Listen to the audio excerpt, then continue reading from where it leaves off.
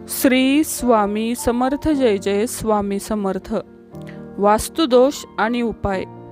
1. वास्तुशास्त्रानुसार घराच्या मुख्य दरवाजावर कुंकू लावून 9 बोटे लांब आणि 9 बोटे रुंद स्वस्तिकाचे चिन्ह बनवा. असे केल्याने आजूबाजूला येणारी नकारात्मक ऊर्जा संपते आणि वास्तुदोषही दूर होतात.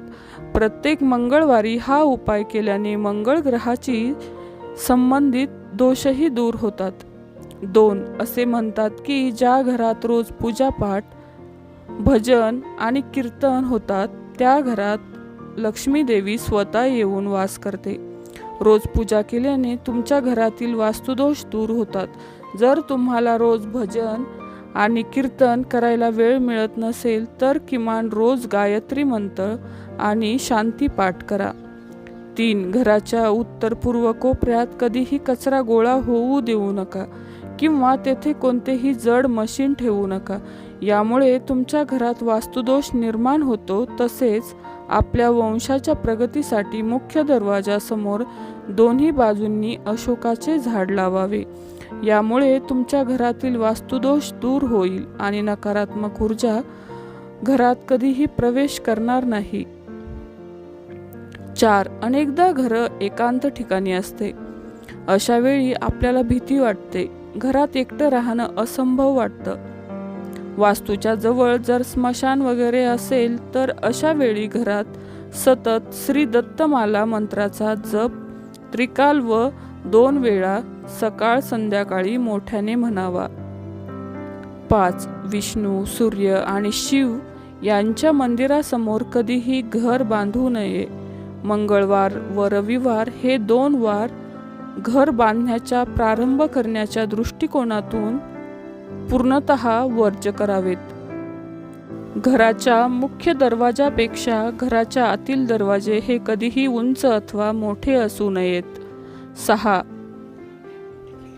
दक्षिण दरवाजाच्या वरच्या बाजूला हातात पर्वत घेऊन जाणाऱ्या हनुमंताचा फोटो किंवा लाल रंगाचा गणपती दरवाजावर लावावा. यामुळे घरातील अडचणी आणि नकारात्मकता दूर होईल. 7. काही लोकांना अशी सवय असते की ते अन्न शिजवण्यासाठी गॅसवर ठेवतात आणि इतर काम करण्यात व्यस्त होतात. बरेच लोक मंद आचेवर अन्न शिजवण्यासाठी ठेवून इतर कामे करू लागतात. मान्यतेनुसार असे करणे शुभ मानले जात नाही. असे करणाऱ्यांना आर्थिक समस्यांना सामोरे जावे लागू शकते. अशा स्थितीत तुमचा पैसा कुठे खर्च होतोय हेही तुम्हाला योग्य पद्धतीने कळणार नाही. म्हणजेच न कळत पैसा खर्च होत राहतो. 8. घरात मनी प्लांट लावला असेल तर तो कधीही दुसऱ्याला देऊ नये किंवा मनी प्लांटची फांदी तोडून ती एखाद्याला त्यांच्या घरात वाढविण्यासाठी देऊ नये. असे केल्याने तुम्हाला आर्थिक समस्या उद्भवू शकतात. असे म्हटले जाते की जर कोणी मनी प्लांटची एक डहाळी चोरली तर त्याचे कोणतेही नुकसान होत नाही.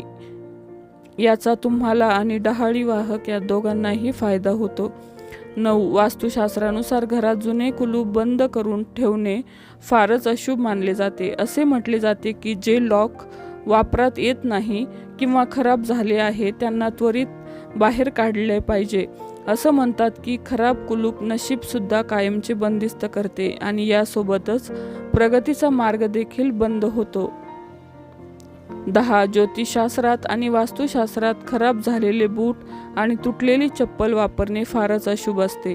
शास्त्रानुसार घरात खराब बूट ठेवणे जीवनातील संघर्ष दर्शविते.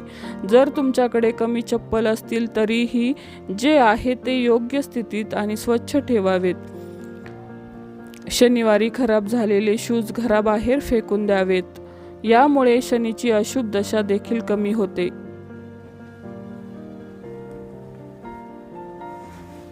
11. आपण ज्या प्रकारचे कपडे घालतो त्यातून आपले भाग्य दिसते. चुकूनही घरात फाटलेले कपडे किंवा फार जुने झालेले कपडे ठेवू नयेत. असे म्हणतात की फाटलेले कपडे तुमच्या कारकिर्दीत पुन्हा पुन्हा अडचणी निर्माण करतात.